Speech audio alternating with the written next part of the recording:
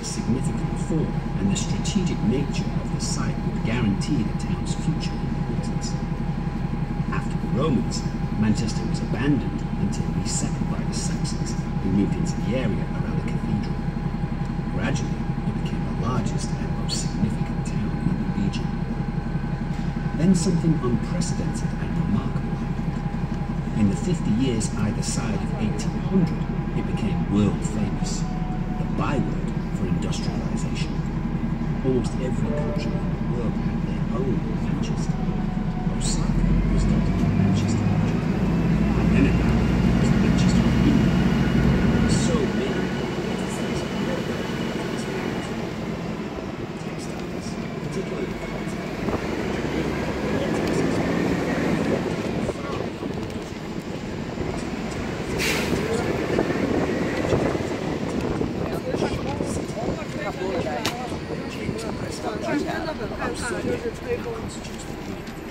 多舒服呀！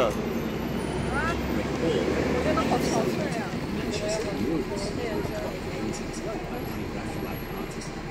希望回到马德里之后，我们可以变成回马德里，为什么会回马德里？妈妈，看。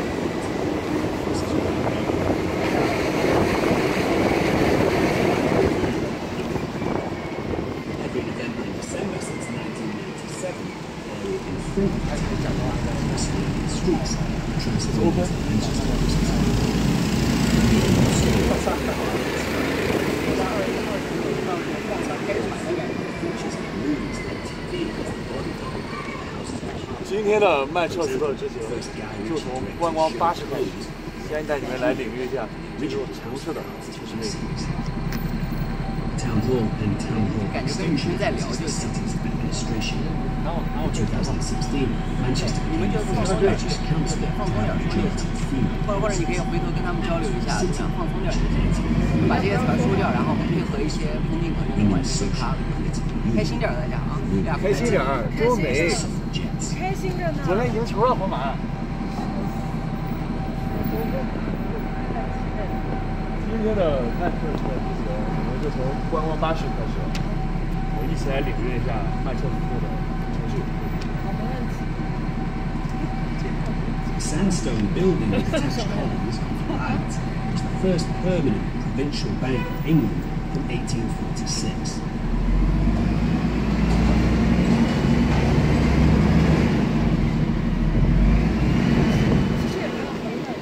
你们知道曼彻斯特是世界上最早的工业化城市？知道。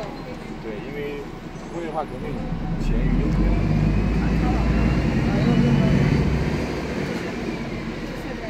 没事，我们边聊边走，不要一顿说完。这样明天去哪儿？像明天去六湖。去六湖？你明天去六湖为什么？二手。对，二手你肯定也去是吧？我的票应该在后面。找爸去。咋了？我就是后面。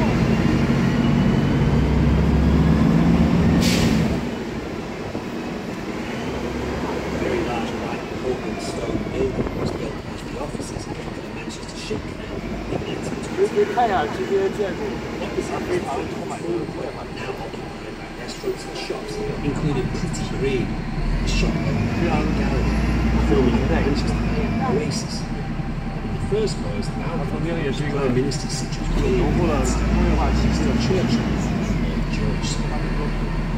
Attention, we will shortly be travelling underneath an electric tram cable. For safety, please stay seated. Known as Metrolink, Manchester's tram system is the largest in the UK. In 1988, government approval was granted to bring trams back to the streets of Manchester, and the first route to the Berry to Victoria Station was opened in 1992. There are now 8 routes for an improved city centre and integrated Manchester. In addition, there is the Metro Shuttle, a free bus system numbered 1, 2 and 3, linking the main rail stations, car parks, shopping areas and businesses.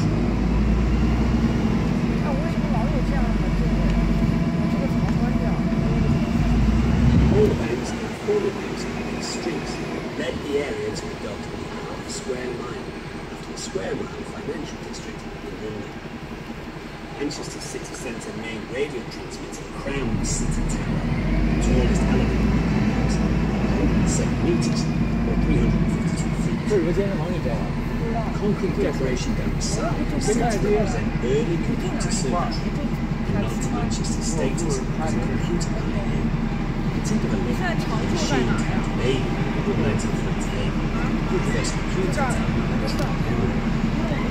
as they approach the traffic lights, they look at Manchester's Chinatown and its magnificent the district has restaurants, medicine shops, financial and legal services, and 这边就多城了。 所以你好久没去看切尔西比赛了。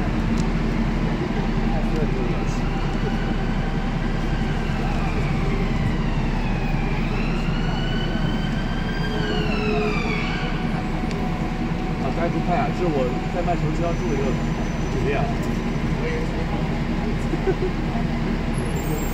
这酒店是带不错。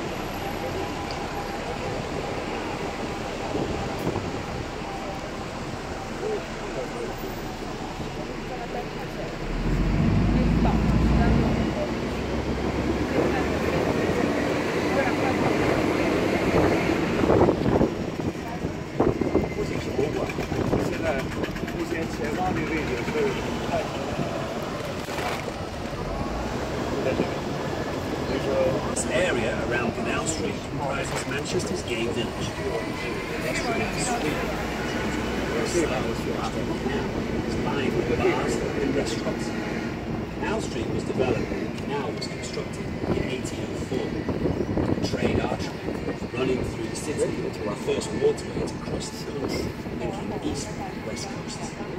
Pubs and other businesses evolved to service the users of the canal. Canal Street is the hub for the Manchester Pride Big Weekend on each August bank holiday. Starting off from humble beginnings in 1989, the event is now one of the largest of its kind in the UK.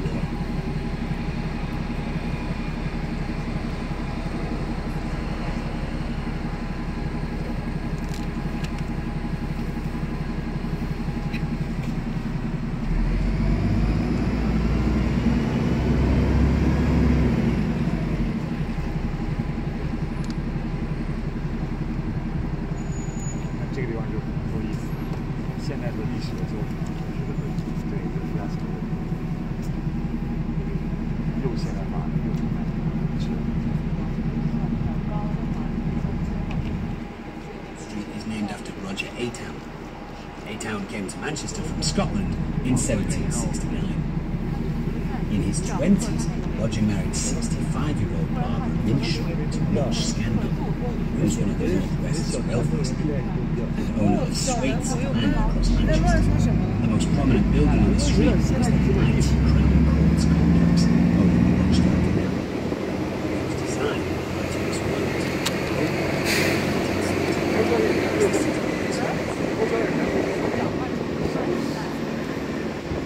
Attention, you will shortly be travelling underneath an electric sand cable. For your safety, please stay seated.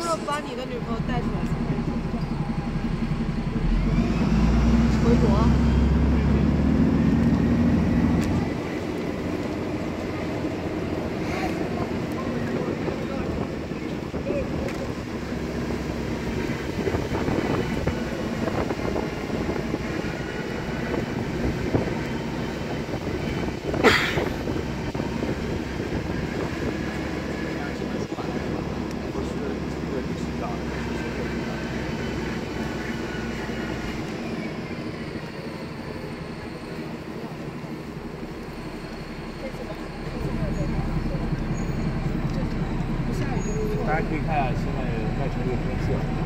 标准的那个东西。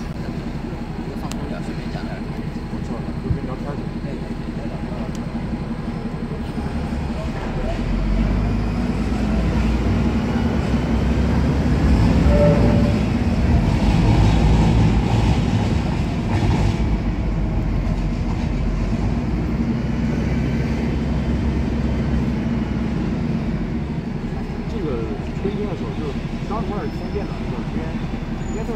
我说是什么吗？非常非常重。这票应该算是一个网红。在我刚来看的时候，半月前吧，这边刚开发出这一片肥沃。这块属于市中心吗？对。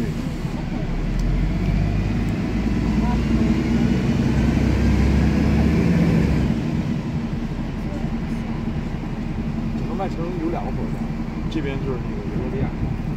远的这边就是这样，像一般去利比看球的话，就去这边。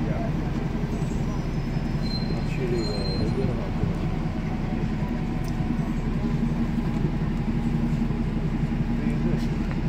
finally cleared and transformed into a large space within the city centre. It was in the former Royal Hotel, Gardens, world's best.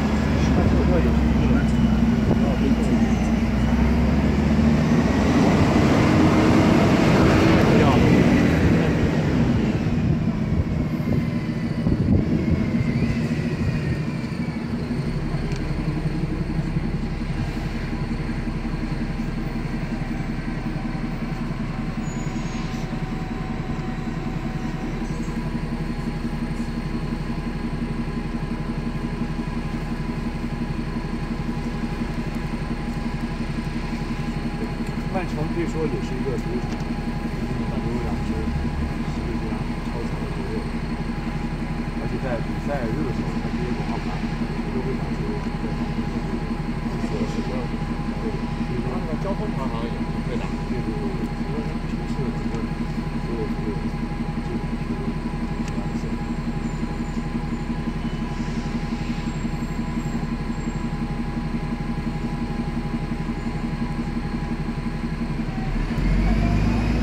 We are now entering an area known as the Northern Quarter.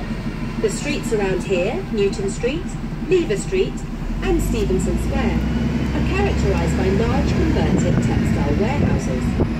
They hint at Manchester's previous dominance, when the city controlled 80% of the world's cotton trade. UK production would peak between 1912 and 1914, with up to 8 billion linear yards of finished cotton production. The nearest rival was Japan with 56 million linear yards.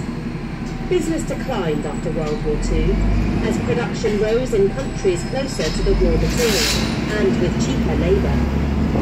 The Royal Exchange closed in 1968, and there is no cotton industry in Greater Manchester today.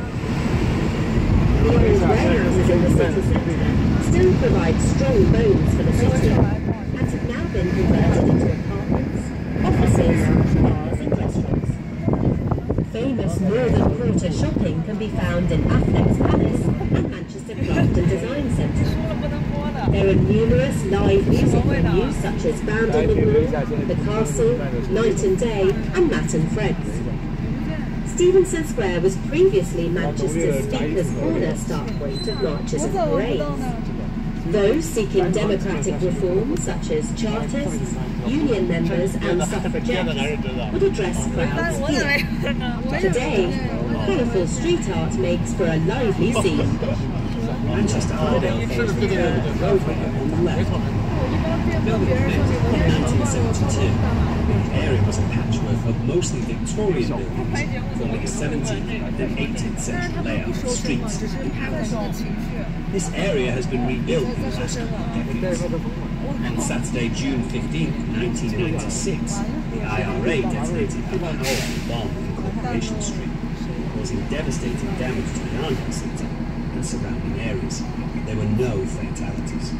The bomb rebuild has won many awards, provided far more public space and attracted big names of retail for food and drink.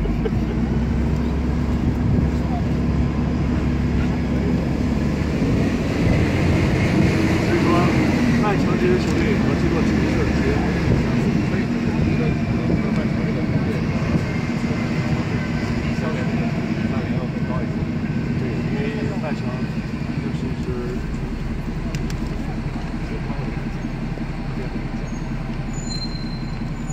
曼城是，因为曼城是一支工业化的，曼城是一支从工人阶级的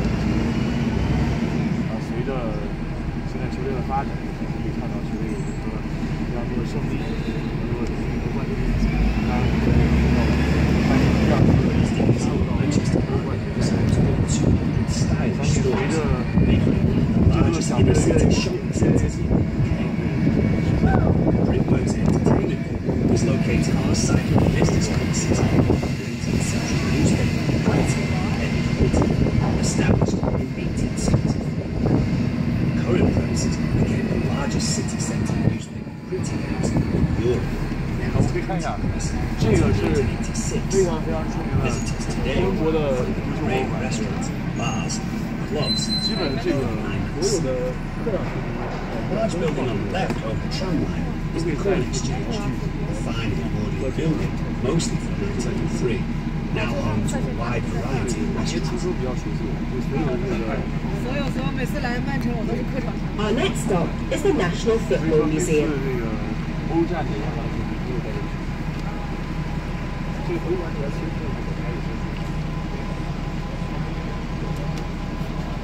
我们可以看一下这个足球博物馆是一个非常现代化的一个工业设计啊，大家可以看一下足球博物馆用的非常现代化的设计。它一整栋楼都是吗？对，差不多，还挺大的。你要收藏各种。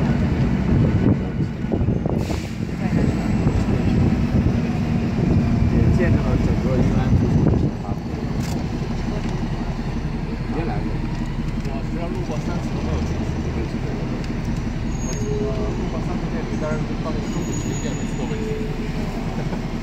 The green glass building on the left, hosting the National Football Museum, is called Urbis and opened in June 2002 as a symbol of regeneration after the IRA's 1996 Manchester bombing. Since 2012, Urbis has been home to the National Football Museum, which, covering 4 floors, has the largest over 500,000 visitors each year. The original Victoria Station was designed by George Stephenson and completed by 1844, of which part still remains in the current structure. The 2012 new one of Cheetham School of Music is on the left. The school was established in 1869. Cheetham's Hospital School, founded as a charity school by Uncle Cheetham in 1653. Events venue Manchester Arena, seen here, opened in 1995 and has the highest seating capacity of any indoor venue in the United Kingdom, the second largest in Europe, with a capacity of 21,000. Ancient sandstone walls of Cheetham's are present on the left. These are in many ways the most enchanting Manchester buildings, oldest structures in the city. They began life as priests' quarters for the nearby church in 1421. In 1653, with his will, successful merchant Humphrey Cheetham created a school for poor boys and a library, much of which can still be visited. Today, it is the School of Music. The library is the most precious space in the building. It is now the oldest free public library in the English-speaking world. Manchester Cathedral is the seat of the Bishop of Manchester and the city's parish church. Date back to 1250. There has been a church on this site for around 1300 years. The cathedral was badly damaged during the Christmas floods in 1940. Most of the wooden was once across the river. We are now in the city of Salford, Manchester's twin. It received city status in 1926. The sleeping place of the Industrial Revolution shared its name with St. Mark's.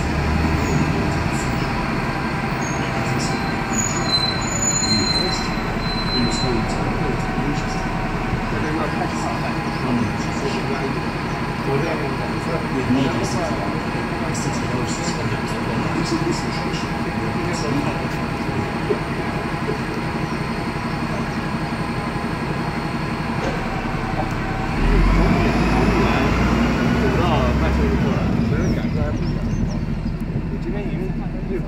个期许是。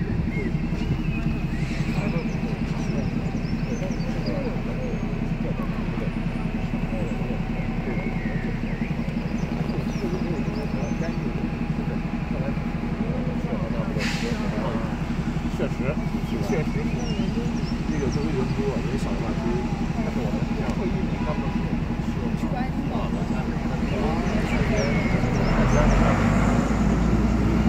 对，他跟我说了，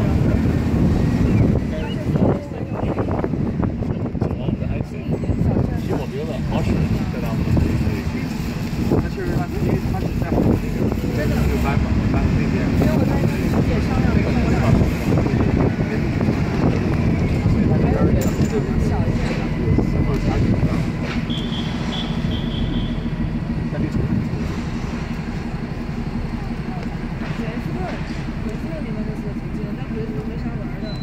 真的，我球里去一次，有一湖有海边的，还有海的，拍照。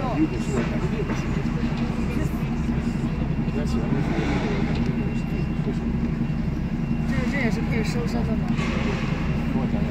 可以全录进去。我在这儿，咱俩昨天说的。他这个我感觉时间不够快。还有那个也没什么。The old church is St. Trident. It started life in 1634. The tower is original. The rest of the church was rebuilt in 1752. The church was founded 7 years before the wars in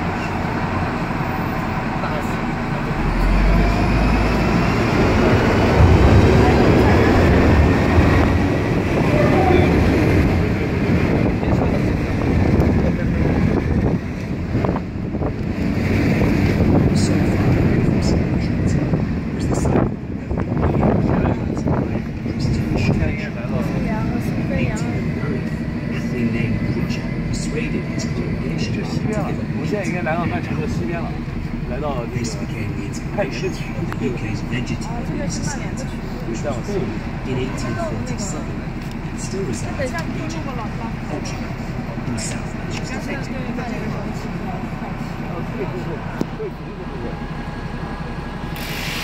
这条线我看看，他把我们很多设计没把一块设计。老汤姆会对，那绕的挺远的，老汤姆已经很远了。对，因为它整个西边也是非常那个，就工业化的位置，基本上西边就是工业化的城区。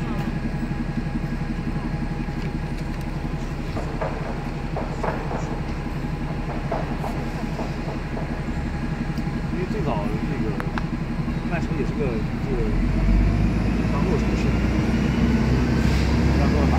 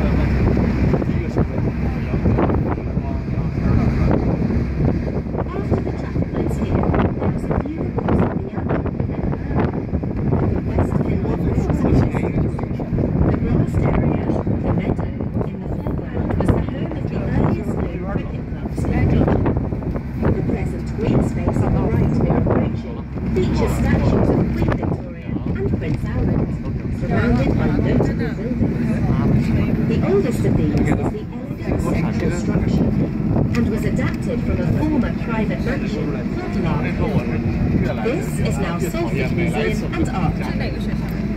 The museum and art gallery, with its interesting collections, are free of charge and contain a recreation of a 19th century Salford street, Lark Hill Place.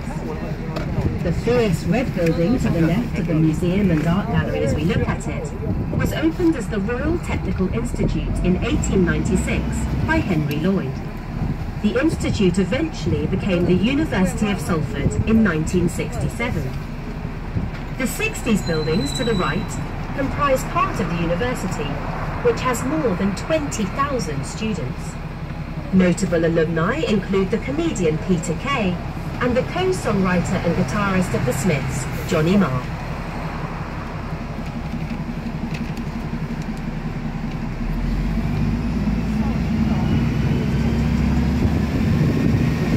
The house on the left here is the Working Class Movement Library, a treasure trove of pamphlets, magazines, books and other study materials, covering the vital role working class movements have played in creating our modern democracy.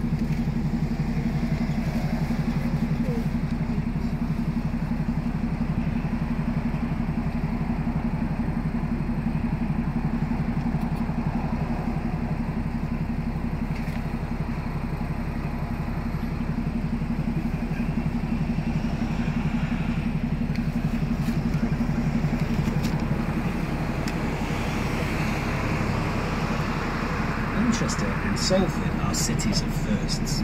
In the 19th century, Greater Manchester became the world's first modern industrial city. In politics, religion and society, ideas and organisations from Manchester include a free trade movement, the female suffragist movement and suffragettes, trade union congress, and as we've seen, vegetarianism.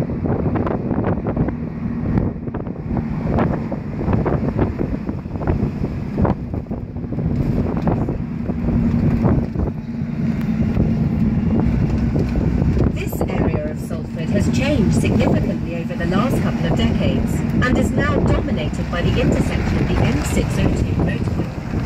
However, the spire of the Stowell Memorial Church on the right has overlooked the area since 1867 and was built by public subscription after the death of the Royal Minister to honour his life.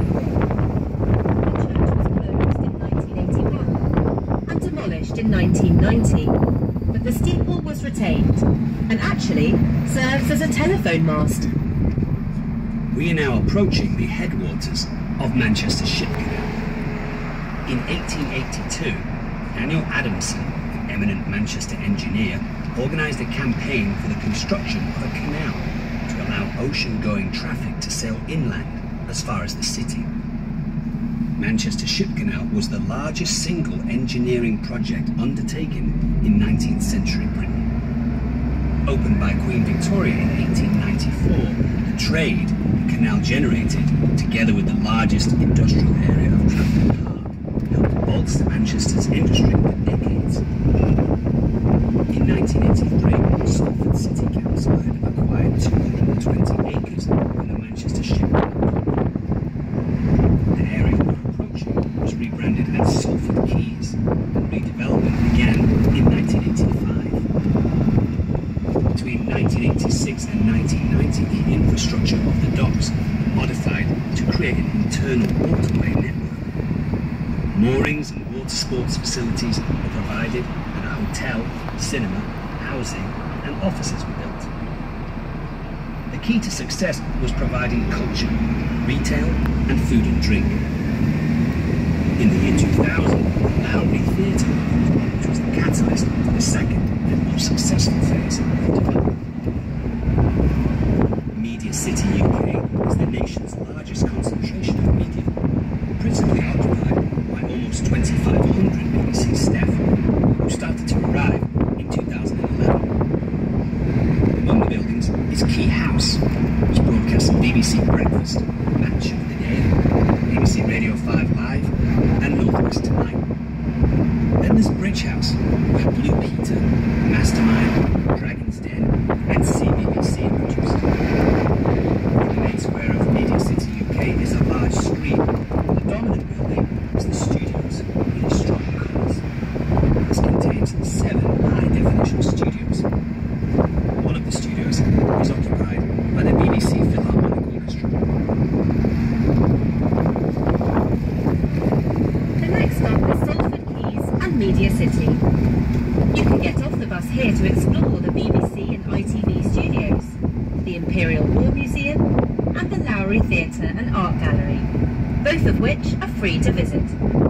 There are also plenty of opportunities to eat, drink and shop.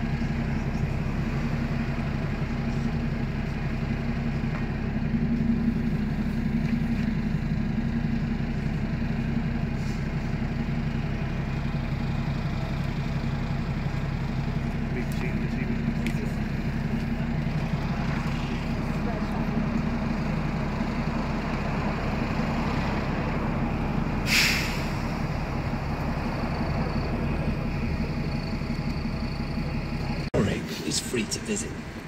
This stainless steel building was designed by Michael Wilford and comprises 3 stunning theatres, an art gallery, a restaurant, a shop and conference facilities. It opened in 2000 and kick-started the redevelopment of the Quays. It attracts several 100,000 people each year. The galleries are devoted to Manchester artists Lawrence Stephen Lowry and to temporary and visiting exhibitions.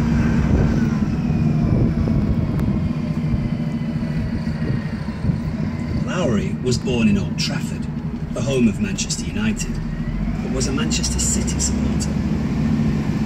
He lived in Greater Manchester in various homes all his life.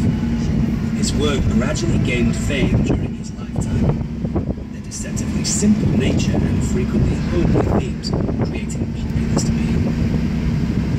He is famous for his industrial scenes, but should also be remembered for his eerie and desolate landscapes and seascapes. The Manchester Ship Canal enabled the newly created Port of Manchester to become Britain's 3rd busiest port, even though the city was about 40 miles inland. Despite opening in 1894, it was never the commercial success its sponsors had hoped for. The amount amount of freight carried by the canal peaked in 1958 at 18 million tonnes. The increasing size of ocean-going ships and the port's failure to introduce modern container methods resulted in the volume of freight dropping steadily, and the closure of the docks in Salford in 1984, 90 years after its opening. The canal's water quality has improved in recent years, and there are now several nature reserves along its banks. Locally, increasing populations of ducks, Canada geese, and even swans can be observed. This area of the Quays is also commonly used for water sports.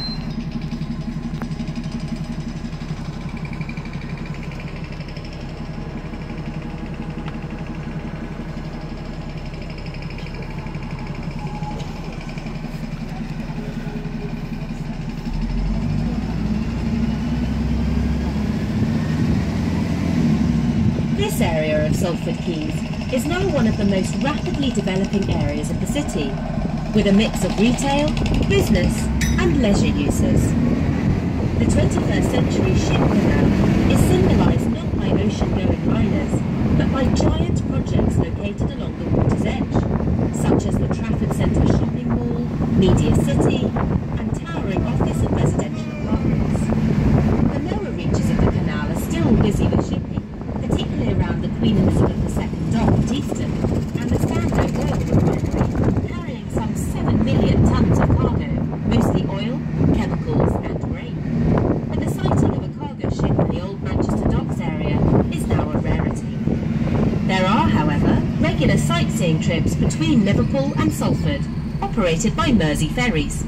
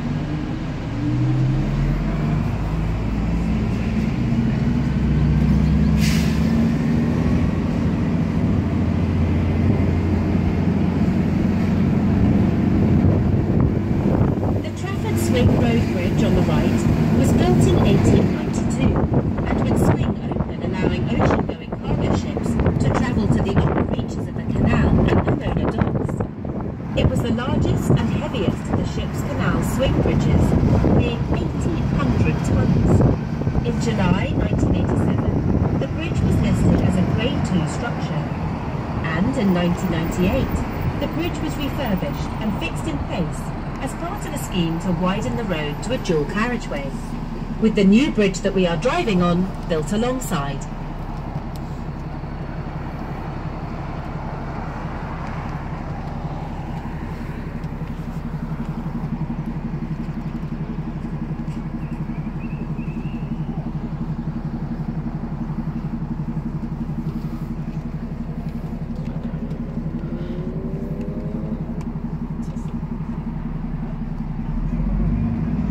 As we turn right towards Old Trafford, notice on the left the two remnants of former ship canal warehouses, once so typical of the area. The Victoria warehouse today is actually a hotel and popular music venue. Our next stop is Old Trafford, home of Manchester United. Here you can get off the bus and visit the Free Museum and gift shop, or you can go on a 90-minute stadium tour on non-match days.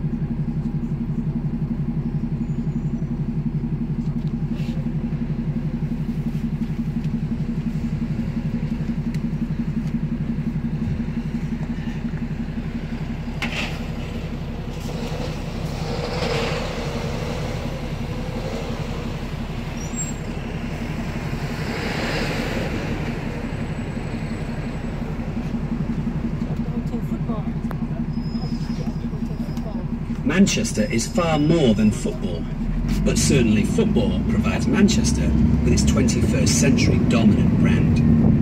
The city is home to two of the most popular and successful football teams in the world, Manchester United and Manchester City. Of course, the city region's sporting heritage runs much deeper than football and includes the legacy of the 2002 Commonwealth Games, successful and efficient coordination of which encouraged London to bid for the 2012 Olympic Games. An array of sporting events takes place year-round. Manchester United was founded as Newton Heath, Lancashire and Yorkshire Railway Football Club in 1878. It changed its name to Manchester United in 1902, moving to its current stadium here at Old Trafford in 1910. Manchester United have won a record number of league titles and cups. In the 1998-99 season, the club became the first in the history of English football to achieve the treble of the Premier League, FA Cup and UEFA Champions League. The club vies with Spanish giants Real Madrid and Barcelona as the world's most valuable football brand. The Old Trafford capacity of around 76,000 makes it comfortably the largest club ground in the United Kingdom. The Imperial War Museum North is an unusual structure and worth a walk around to get a feel for it. Designed by Daniel Libeskind and opened in 2002. To create the building's design, Libeskind placed a ceramic teapot in a plastic bag and dropped it out of the window. 3 of the broken shards he arranged as a world shattered by war in a pattern representing the 3 theatres of land, sea and air war. The message of the museum is stated as "War shapes lives." This is delivered without judgment, the facts and stories made before visitors, and covers conflict since World War I. The temporary exhibitions are always worth visiting, and there are plenty of activities for kids, and of course a cafe and a shop.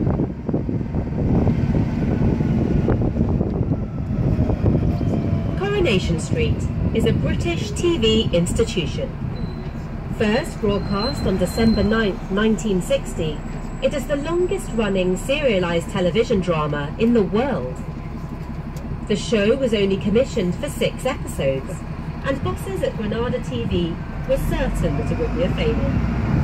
However, the British public became hooked on watching the lives of ordinary northern people living in working-class terraced houses.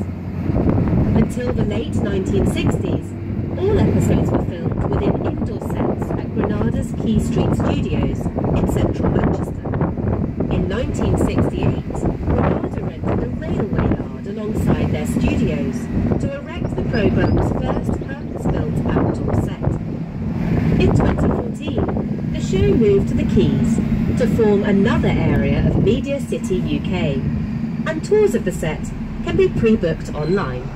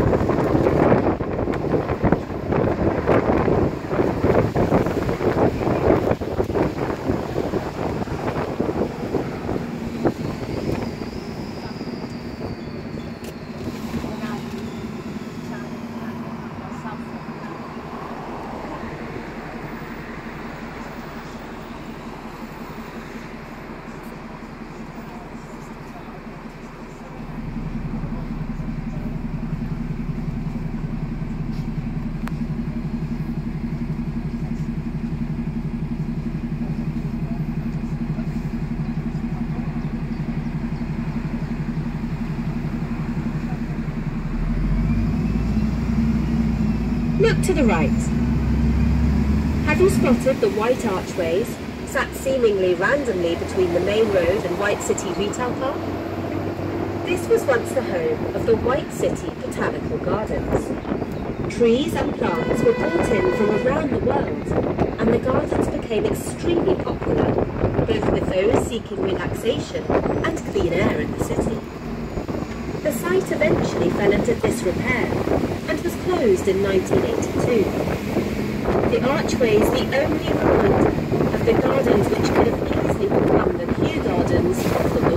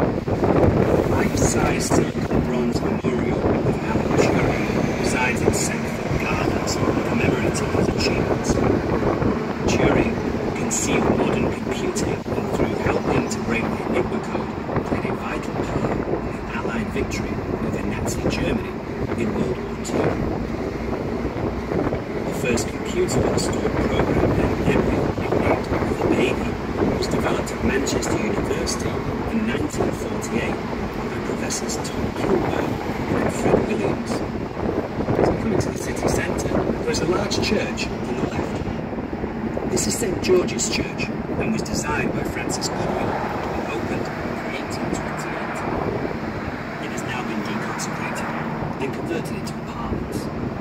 The tower is one large apartment of 9 floors.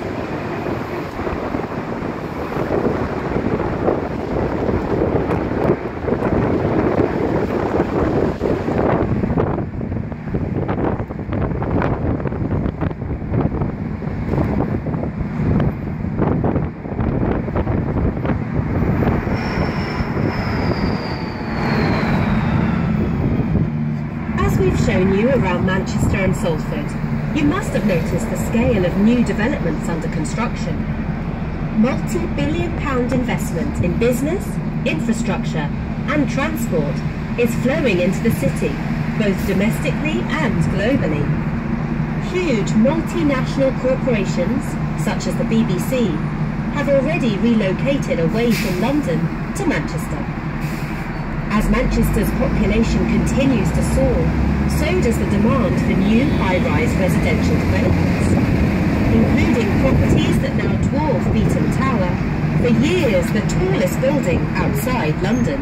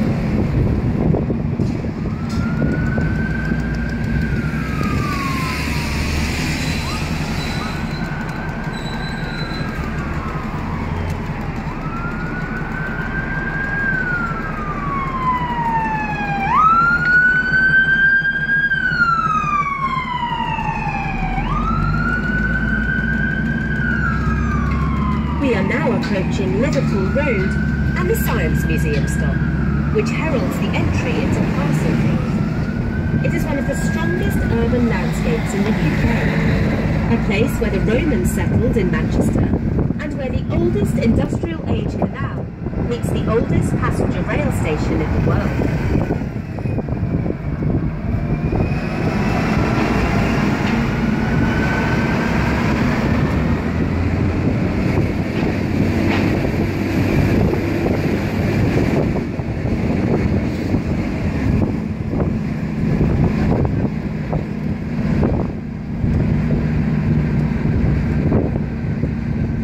On the other side of Liverpool Road is the basin of the Bridgewater Canal and the outdoor arena. This section opened in 1765, the first proper artificial navigation for industry in this country. The first building on the left here is the oldest and first passenger railway station in the world. This was the Manchester end of the Liverpool and Manchester Railway, which was opened in 1830. The immediate success of the railway meant it was copied across the country and then across the world. The station building is part of the Museum of Science and Industry, which is the next stop for this tour. People have water, electricity, computers, photography, aviation, Manchester's history, the city's part in pioneering achievement, and also a planetarium.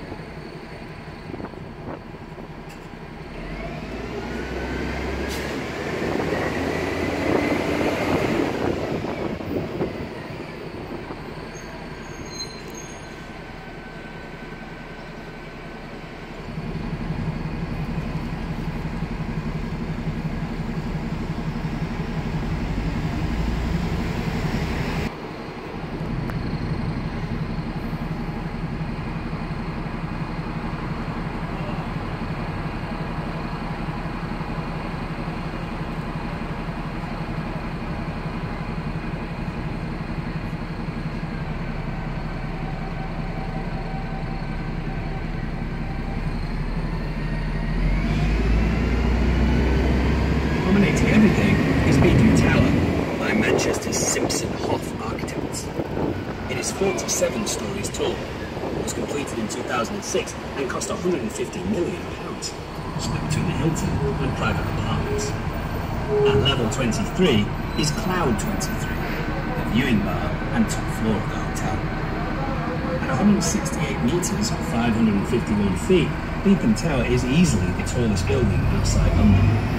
It delivers a stark, simple profile to the city, although a slender profile from east to west is dramatic. In a ratio of 1 to 10, it is one of the thinnest skyscrapers in England. Architecture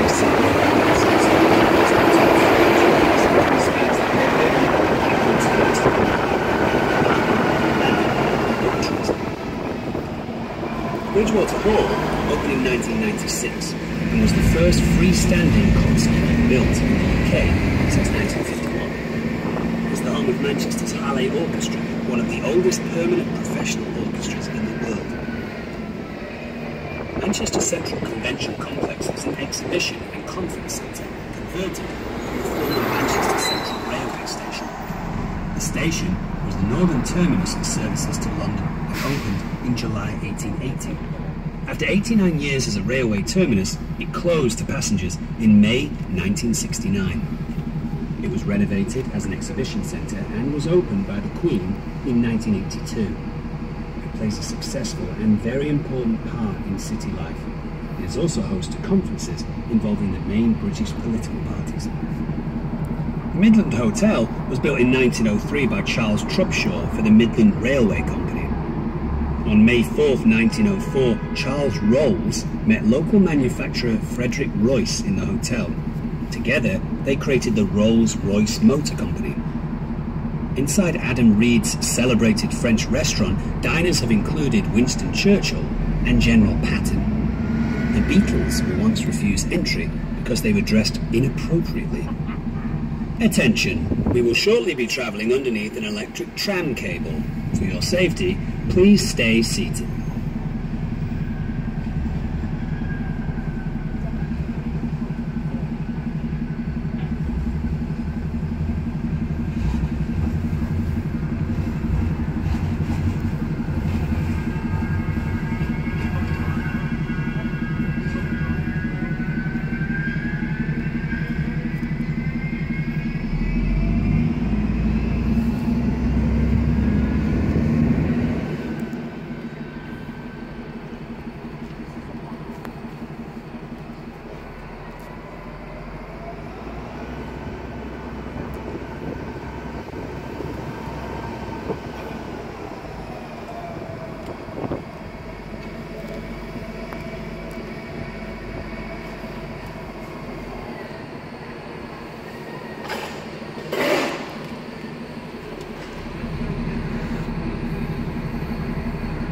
Manchester's Central Library opened in 1934. The opening was attended by King George V.